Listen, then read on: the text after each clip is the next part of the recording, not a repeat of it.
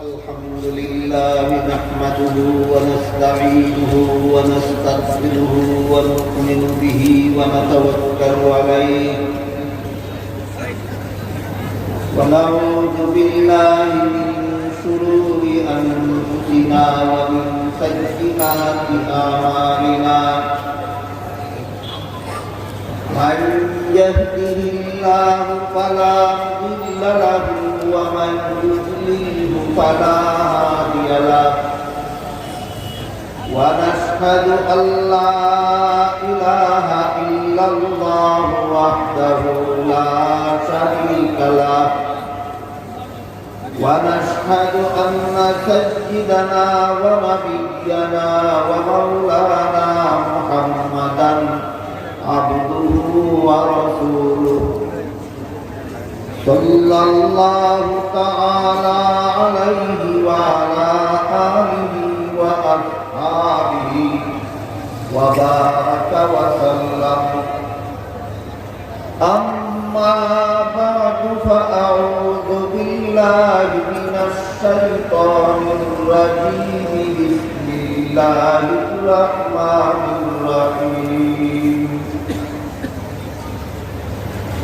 فلولا نفر من كل فرقة منهم طائفة ليتفقهوا في الدين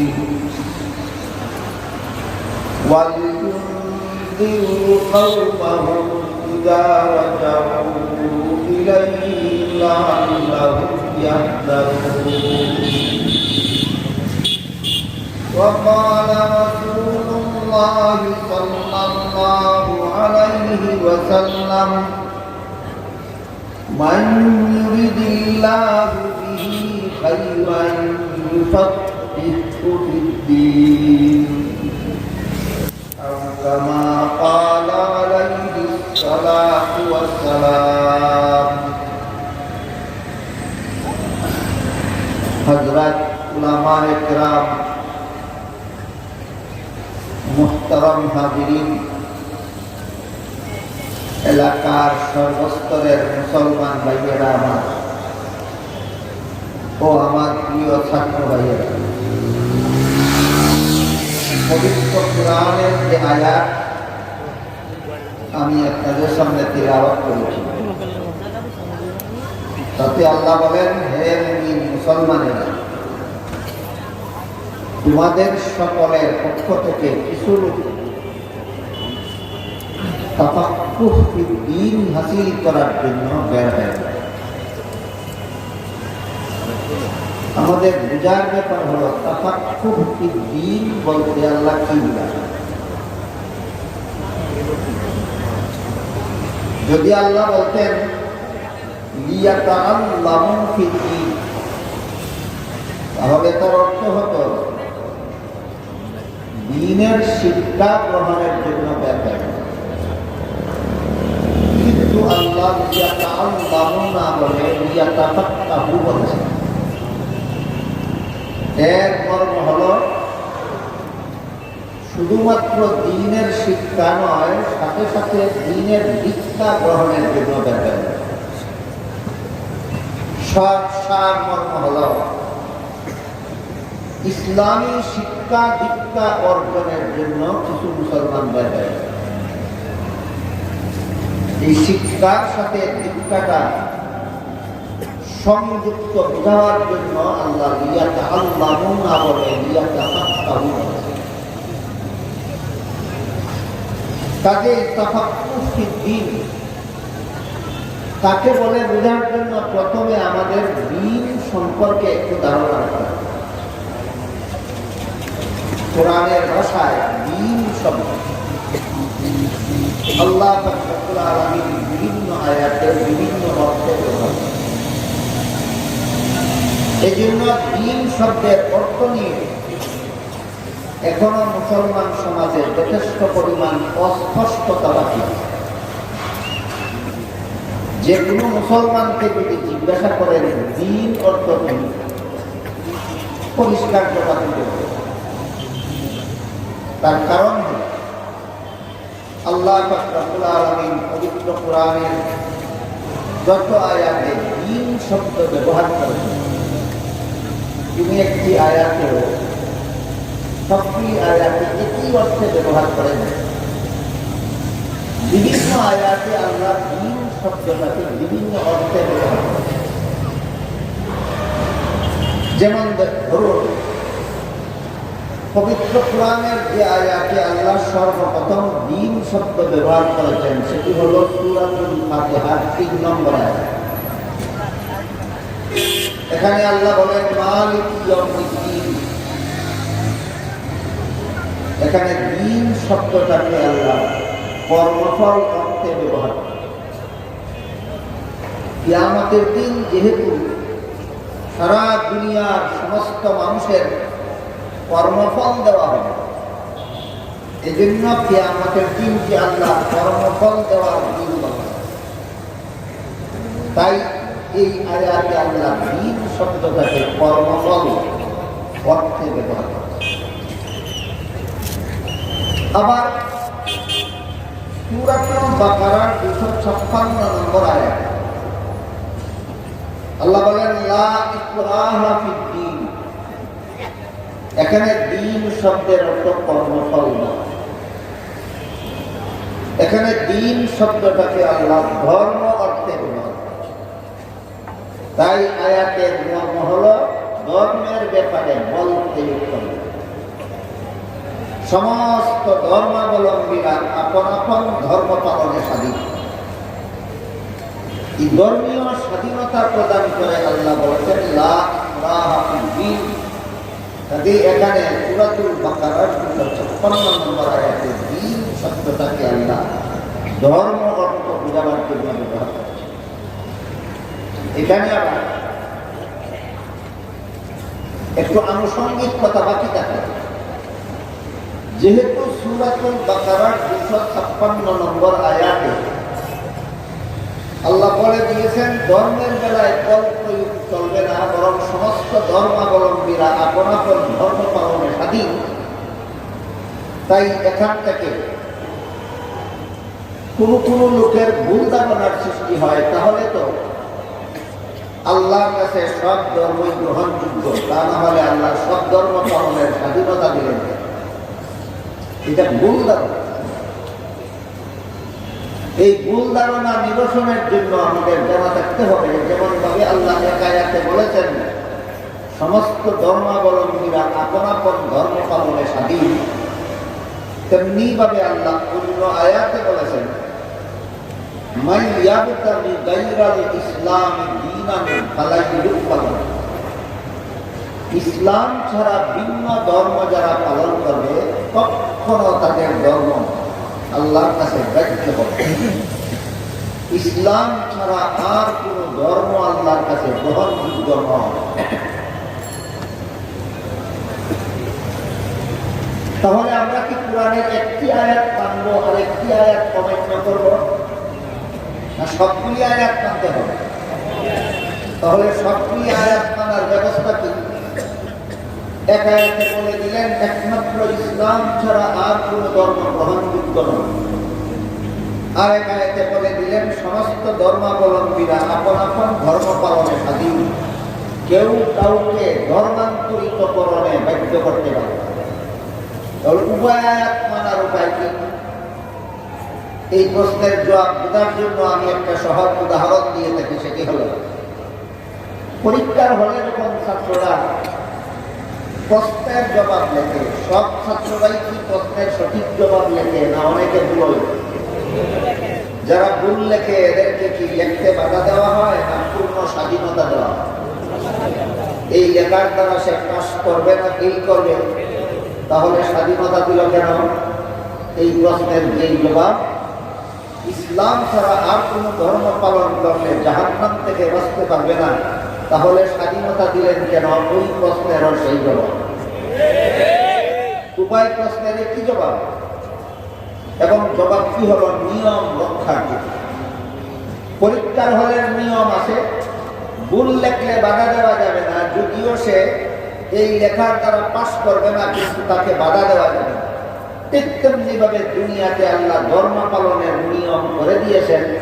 ইসলাম ছাড়া কোনো ভ্রান্ত ধর্মকে পালন করলে যদিও জাহান্নাম থেকে বাঁচবে না, কিন্তু তাকে বাধা দেওয়া যাবে না নিয়ম রক্ষার জন্য। যে নিয়ম রক্ষার জন্য পরীক্ষার হলে পরীক্ষার্থী ছাত্র ভুল লেখলে বাধা দেওয়া যাবে না, একই নিয়ম রক্ষার জন্য দুনিয়াতে কোনো ভ্রান্ত ধর্মাবলম্বী ভ্রান্ত ধর্ম পালন করলে তার ধর্ম পালনে বাধা দেওয়া যাবে। এই সুযোগে যদি কোনো পরীক্ষার্থী ইচ্ছা মতো ভুল লেখে, তাহলে যেভাবে তার কপালে পুরার দিন ছাড়া কিছু নাই, ঠিক তেমনি ভাবে এই সুযোগে যদি দুনিয়াতে কেউ ইসলাম ছাড়া ভিন্ন ধর্ম পালন করে, তার কপালেও পরকালে জাহান্নাম ছাড়া কিছু নেই। এই বিষয়টা পরিষ্কার না হওয়ার কারণে আমাদের সমাজে কিছু লোক অসাম্প্রদায়িকতার দোহাই দিয়ে ইসলামকে এড়িয়ে চলতে চায়। ইসলাম নামটা বললেই তারা সাম্প্রদায়িকতার গন্ধ পায়।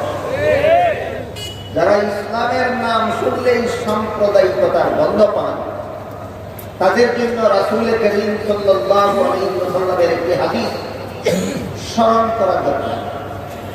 হাদিস শরীফে রাসূল করিম সাল্লাল্লাহু আলাইহি ওয়াসাল্লাম বলেন, মুর্দাকে কবরে দাফন করার পর মুনকার নাকির নামক দুইজন ফেরেশতা মুর্দাকে জীবিত করে তুলে বসান।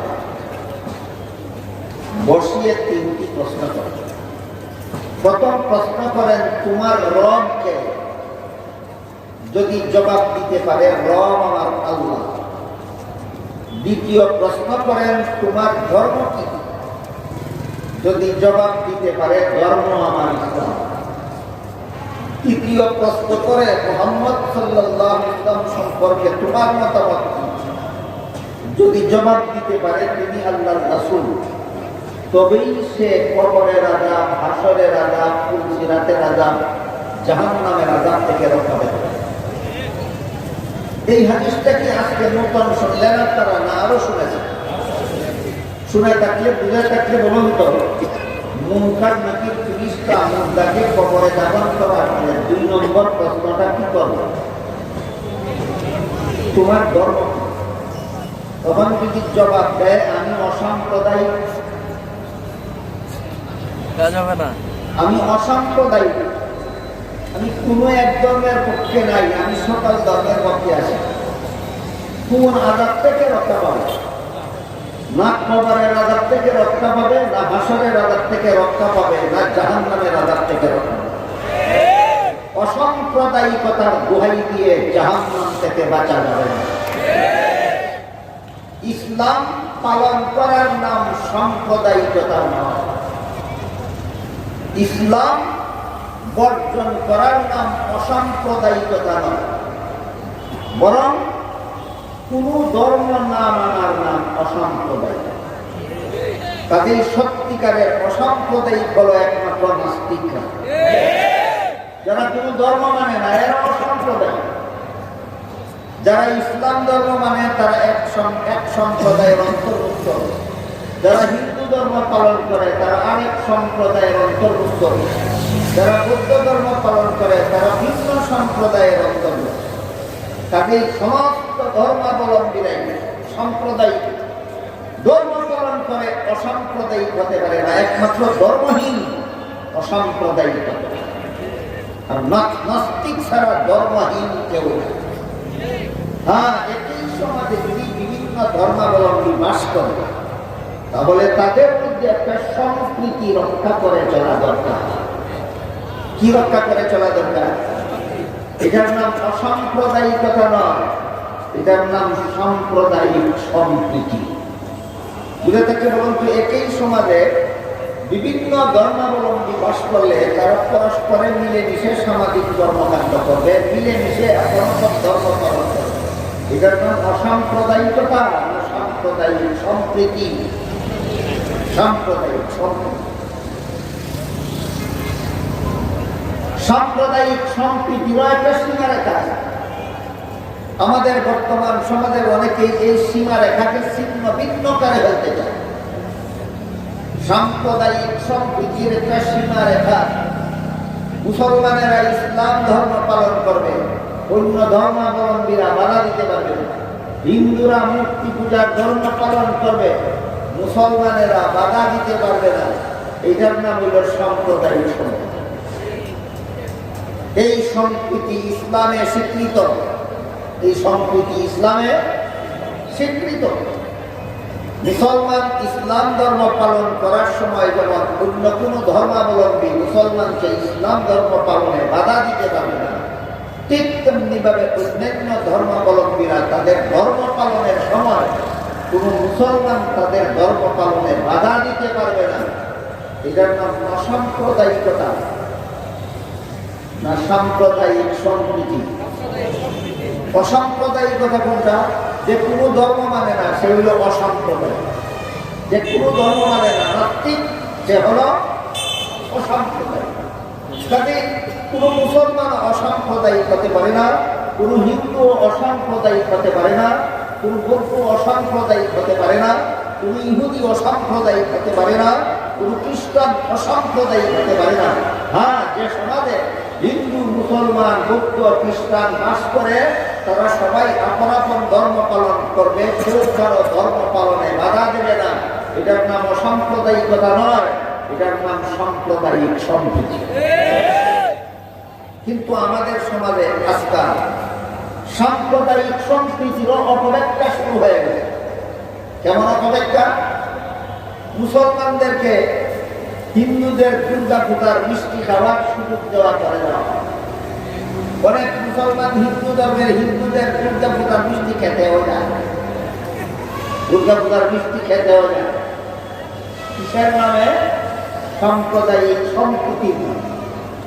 আমি বলতে চাই এইগুলি হয় সাম্প্রদায়িক সম্প্রীতির অর্থ যে হিন্দুদের দুর্গা পূজার মিষ্টি মুসলমান খাবে, তাহলে মুসলমানের কুরবানির গরুর গোশত হিন্দুদের খেতে হবে। আজ পর্যন্ত কি কোনো মুসলমানের কুরবানির গরুর গোশত খাওয়ার জন্য কোনো হিন্দু এসেছে? তাহলে সাম্প্রদায়িক সম্প্রীতি কি শুধু মুসলমানদের জন্য, তাদের জন্য নয়? আসল ব্যাপার হলো এগুলি সাম্প্রদায়িক সম্প্রীতি নয়, এগুলি সাম্প্রদায়িক সম্প্রীতির নামে বিদ্রোহী। সাম্প্রদায়িক সম্প্রীতির নামে শয়তানি ছাড়া কিছু না। আল্লাহ পাক রব্বুল আলামিন সাম্প্রদায়িক সম্প্রীতির সুস্পষ্ট রূপরেখা সূরা বাকারার 256 নম্বর আয়াতে বলে দিয়েছেন, লা ইকরাহা ফিদ্দীন। কোন ধর্মাবলম্বী অন্যান্য কোন ধর্মাবলম্বীর ধর্ম পালনে বাধা দিতে পারবে না। এইটার নাম সাম্প্রদায়িক সম্প্রীতি। এক ধর্মাবলম্বী আরেক ধর্মের অনুষ্ঠানে অংশগ্রহণ করা সাম্প্রদায়িক সম্প্রীতি নয়, ইসলাম ধর্মকে ধ্বংস করার গভীর চক্রান্ত ছাড়া কিছু নয়।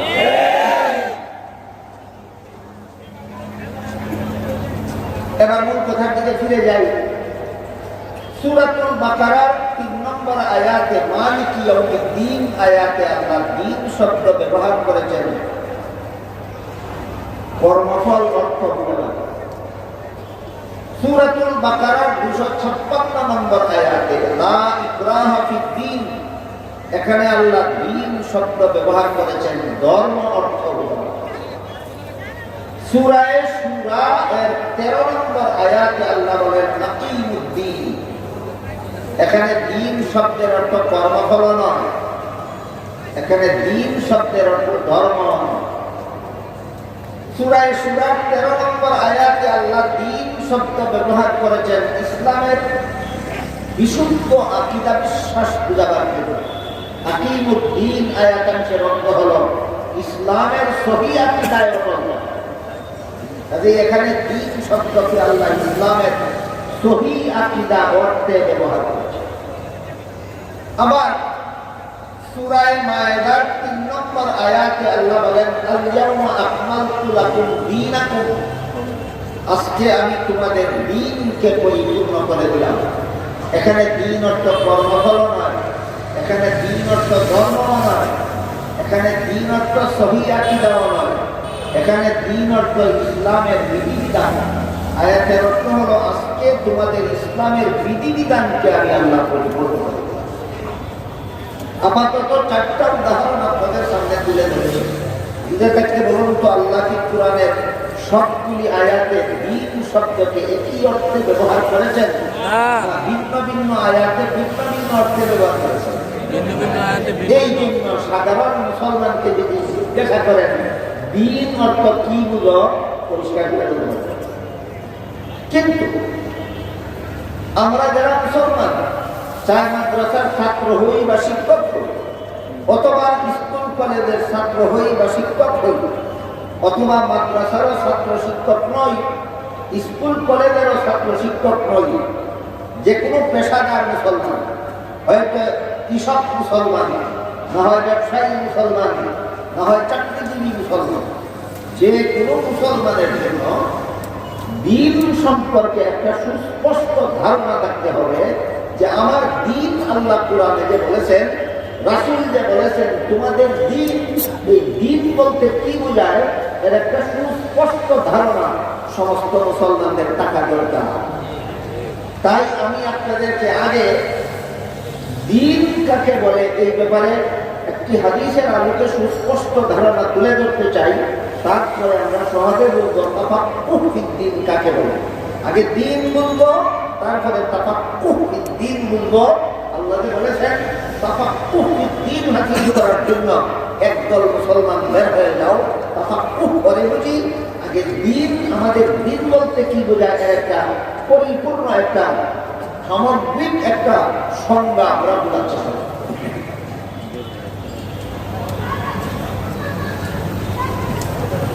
রাসূল করিম সাল্লাল্লাহু আলাইহি ওয়াসাল্লামের একটি হাদিস, মুহাদ্দিসগণের পরিভাষায় হাদিসটাকে হাদিসে জিবরিল বলা হয়। হাদিসের কাছের ছাত্ররা জানে, আলেমদের তো জানাই আছে।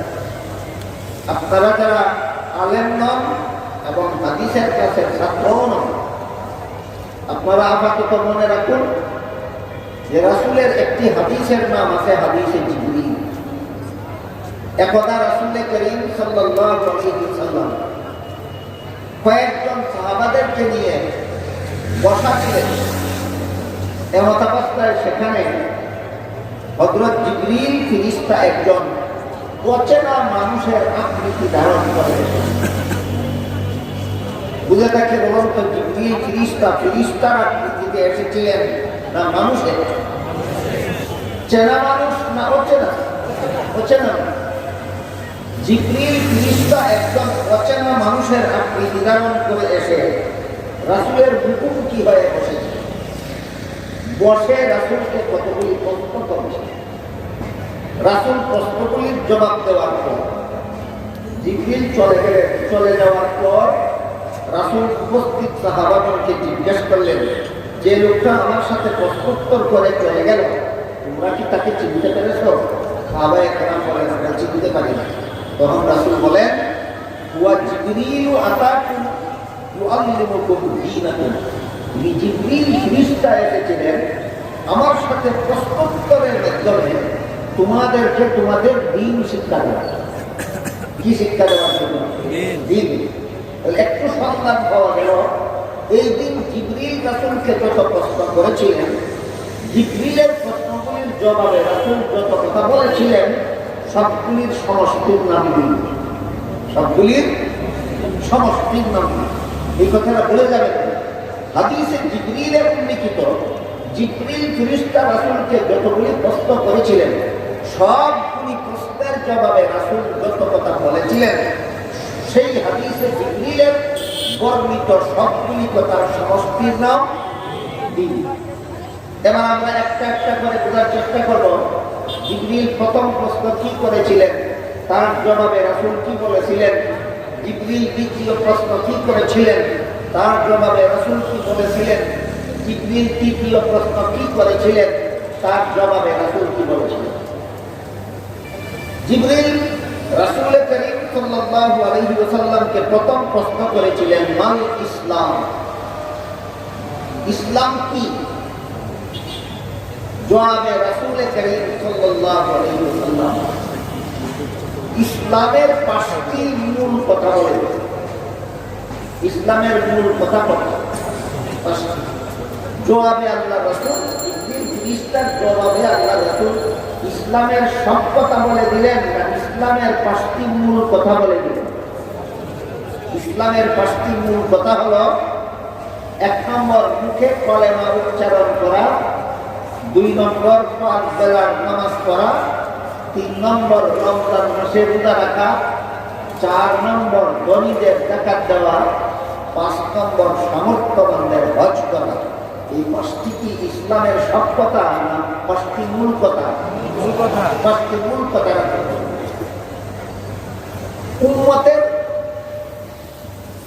শীর্ষস্থানীয় উলামায়ে কেরাম মুহাম্মদুর রাসূলুল্লাহ সাল্লাল্লাহু আলাইহি ওয়াসাল্লামের উম্মতের শীর্ষস্থানীয় উলামায়ে কেরাম রাসূল যে ইসলামের 5টি মূল কথা বলে দিলেন, এর সাথে ইসলামের আরো যত আনুষঙ্গিক কথা সবগুলি সবিস্তারে বিশ্লেষণ, ব্যাখ্যা বিশ্লেষণ সহ দলিল প্রমাণাদি সহ এই বিষয়টাকে একটা শাস্ত্রে বিন্যস্ত করেছেন, একটা ফোনে মুদাব্বান করেছেন।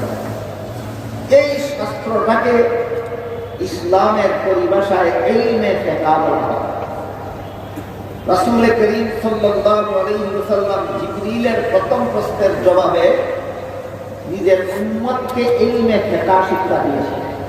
আমি একটু পরে আপনাদের বলার চেষ্টা করব, যদি মনোযোগে শুনেন তাহলে বলার চেষ্টা করব ইলমে ফিকহ কাকে বলে। এই আলোচনা একটু পরে করতে চাচ্ছি। জিবরিলের প্রথম প্রশ্নের জবাবে রাসূল যা বলেছিলেন সেই বিষয়টাকে উম্মতের আলেমগণ সবিস্তারে ব্যাখ্যা বিশ্লেষণ এবং দলিল প্রমাণ সহ একটি শাস্ত্রে বিন্যস্ত করেছেন। শাস্ত্রটার নাম ইলমে ফিকহ। নামটা মনে রাখুন, শাস্ত্রটির নাম।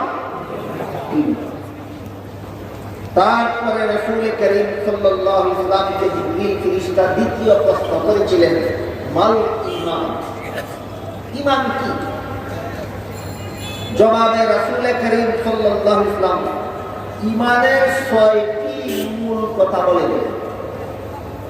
ইসলাম কি প্রশ্নের জবাবে ইসলামের কতটি মূল কথা বলে দিয়েছিলেন? ঈমান কি প্রশ্নের জবাবে রাসূল ঈমানের কতটি মূল কথা বলে দিলেন? 6টি। আজ থেকে আমরা মনে রাখি ইসলামের মূল কথা 5টি, ঈমানের মূল কথা 6টি। ইসলামের মূল কথা 5টি, ঈমানের মূল কথা 6টি। ঈমানের সেই 6টি মূল কথা হাদিসের কাছে ছাত্ররা হাদিসের কিতাব শুরু করা মাত্রই পায়। আলেমগণের তো জানাই গেছে, কিন্তু যারা মাদ্রাসার ছাত্রও নয়, আলেমও নয়, তারা ঈমানের 6টি মূল কথা পাবে কোথায়? তাদের পাওয়ার সুবিধার জন্য উলামায়ে কেরাম হাদিসে জিবরিলের বর্ণিত ঈমানের 6টি মূল কথাকে একটি কলেমার অন্তর্ভুক্ত করে দিয়েছেন। কলেমাটার নাম হলো ঈমানে মুফাসসাল। আমানতু বিল্লাহি ওয়া মালাইকাতিহি ওয়া কুতুবিহি ওয়া রুসুলিহি ওয়াল ইয়াউমিল আখিরি ওয়াল কদরি খাইরিহি ওয়া শাররিহি মিনাল্লাহি তাআলা ওয়াল বাসি বাদাল মাউত। এর সারমর্ম হলো আমি আল্লাহকে বিশ্বাস করি, আমি আল্লাহর ফেরেশতাগণ বিশ্বাস করি, আমি আল্লাহর নাযিলকৃত আসমানী কিতাবগুলি বিশ্বাস করি, আমি আল্লাহর প্রেরিত নবী রাসূলগণকে বিশ্বাস করি, আমি আল্লাহর নির্ধারিত তকদীর বা ভাগ্য তালিকা বিশ্বাস করি, আমি মরণের পর আবার পুনর্জীবিত হব এবং সেই জীবন হবে চিরস্থায়ী। সেই চিরস্থায়ী জীবনযাপনের জগৎ আখিরাতকে বিশ্বাস করি।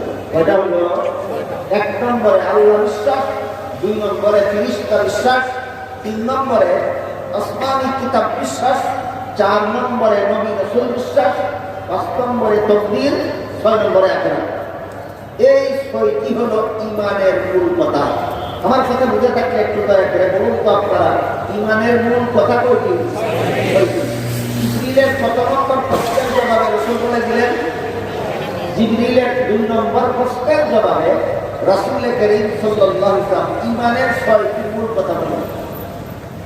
উম্মতের শীর্ষস্থানীয় আলেমগণ এই ঈমানের 6টি মূল কথার সাথে আরো যত আনুষঙ্গিক কথা আছে সবগুলিকে ব্যাখ্যা বিশ্লেষণ এবং দলিল প্রমাণ সহ আরেকটি নূতন শাস্ত্রে বিন্যস্ত করেছেন। সেই শাস্ত্রটির নাম হলো ইলমে আকাইদ। সেই শাস্ত্রটির নাম ইলমে আকাইদ। এরপরে আপাতত এই নামটি আমরা মনে রাখি। জিবরিলের প্রথম প্রশ্নের জবাবে রাসূল উম্মতকে যে ইলম শিক্ষা দিয়েছিলেন সেই ইলমের নাম ইলমে ফিকহ।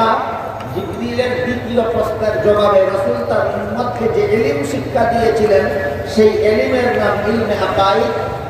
আর জিবরিল তৃতীয় প্রশ্ন করেছিলেন মাল ইহসান, নির্বেজাল ইবাদত কাকে বলে। জিবরিলের এই তৃতীয় প্রশ্নের জবাবে রাসূল নির্বেজাল ইবাদতের দুটি মূল কথা বলে দিয়েছেন। নির্বেজাল ইবাদতের মূল কথা কতটি? দুটি মূল কথা। কি মূল কথা? রাসূল বলেন আনতা আবুদাল্লাহ কাআন্নাকা তারাহু ফা ইন লাম তাকুন তারাহু ফা ইন্নাহু ইয়ারাক। নির্বেজাল ইবাদত হলো সেই ইবাদত যে তুমি ইবাদত যখন করো তখন আল্লাহকে না দেখলেও যদি তুমি আল্লাহকে দেখতে তাহলে যতটুকু মনোযোগী হয়ে ইবাদত করতে, আল্লাহকে না দেখা সত্ত্বেও ততটুকু মনোযোগী হয়ে আল্লাহর ইবাদত করবে। এটা হলো নির্বেজাল ইবাদত। আর হঠাৎ করেই মানুষ এই পর্যায়ে পৌঁছতে পারে না। আল্লাহকে যদি আমরা দেখতে পেতাম তাহলে যতটুকু মনোযোগী হয়ে ইবাদত করতাম, না দেখা সত্ত্বেও ততটুকু মনোযোগী হয়ে ইবাদত হঠাৎ করেই করতে পারা যায় না। এর আগে কিছু সাধনা করতে হয়। সেই সাধনা বা শিক্ষা দিয়ে রাসূল বলেন ফা ইন লাম তাকুন তারাহু ফা ইন্নাহু ইয়ারাক।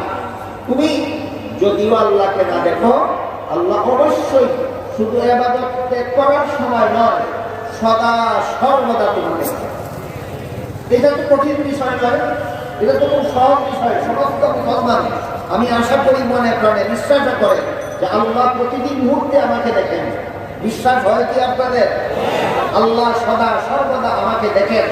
এই বিশ্বাস যার অন্তরে যত মজবুত হবে সে আল্লাহর ইবাদতে তত মগ্ন হবে এবং আল্লাহর নিষিদ্ধ কাজ করতে সাহস করবে না। এটা হলো ইবাদতের মূল কথা দুইটা। একটা হলো আল্লাহকে দেখলে যেভাবে মনোযোগী হয়ে ইবাদত করতাম সেই রকম মনোযোগী হয়ে ইবাদত করব। সেই পর্যায়ে পৌঁছানোর পর্যন্ত আমি মনে মনে এই দৃঢ় বিশ্বাস রাখবো যে আল্লাহ আমাকে সদা সর্বদা দেখতেছেন। যার অন্তরে সত্যই দৃঢ় বিশ্বাস আছে যে আল্লাহ আমাকে দেখতেছেন, এই ব্যক্তি আল্লাহর নিষিদ্ধ কোনো কাজ করার সাহস করতে পারে। কথাটা আপনাদেরকে বোঝাবার জন্য একটি উদাহরণ দিচ্ছি। হযরত ইউসুফ আলাইহিস সালামের প্রতি জুলাইখা